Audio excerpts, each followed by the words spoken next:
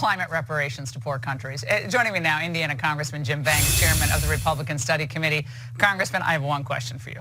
Will Republicans do everything in their power to stop the funding of any of this theft from the American taxpayer? You better believe it. With even a 1, 2, 3 seat majority in the House, we're going to do everything that we can to block it. And we can.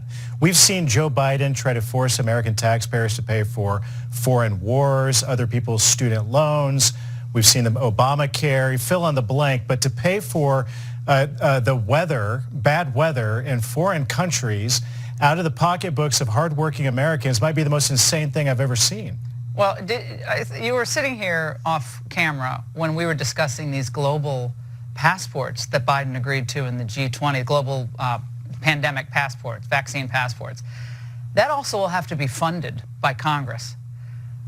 Your reaction to this? I mean, talk about a story that's been under the radar. This is a huge intrusion of abrogation of sovereignty or our personal liberty, all of it. This is an administration that in each and every case always puts America last and American workers last. Think about it, funding 87,000 new IRS agents to go out and take money away from hardworking Americans, not from rich millionaires and billionaires, but from working class Americans to pay for garbage like this, to pay for bad weather. Can you defund that too, the 87,000 agents? Is that possible? We have to, and that's one of our first missions in the new majority. We've made that a pledge, and it'll be one of the tests, Laura, of whether or not Republicans really do what we said we're going to do. I mean, if that's not the first thing that we put on the floor and pass out of a Republican-led majority, then we've already failed the American. I mean, vaccine passports, climate reparations, tracking people's movement, taking away their basic freedoms, basically signing off everything to China and the WHO. You can't make this up. I mean, this is just insane. This is the America last presidency. We have to do everything we can to block it.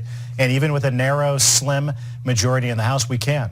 And Biden also discussed his latest digital accomplishments with the EU president at the G20, Congressman. Watch this. We've already launched an array of new projects with countries across the G20 and beyond, collaborated in new ways on climate, energy security, and digital connectivity. The world needs a positive investment boost. Invest in renewable energy, in transport corridors, in digital connections that people can trust.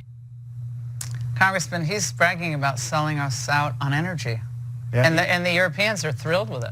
He's supposed to be the president of the United States of America, not the president of the rest of the world. And in each and every case, every time he goes abroad or speaks with foreign leaders, he's always apologizing for America and putting the interests of America last. I think there are a lot of folks out there who are watching this who kind of can't believe that this has happened in 2 short years. But isn't it the case that global elites have been plotting and planning in this direction for some time now, and the financial types on Wall Street have facilitated this by building up China's coffers with all of their deals and M&A work over there?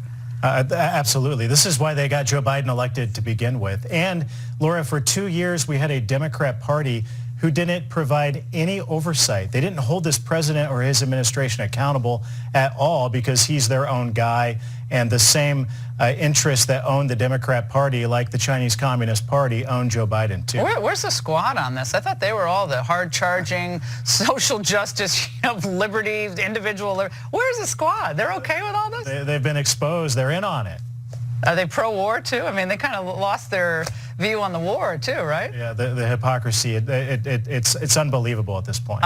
It's great to see you, and we can't wait to see that the Republicans actually follow through on this, and I know you're going to push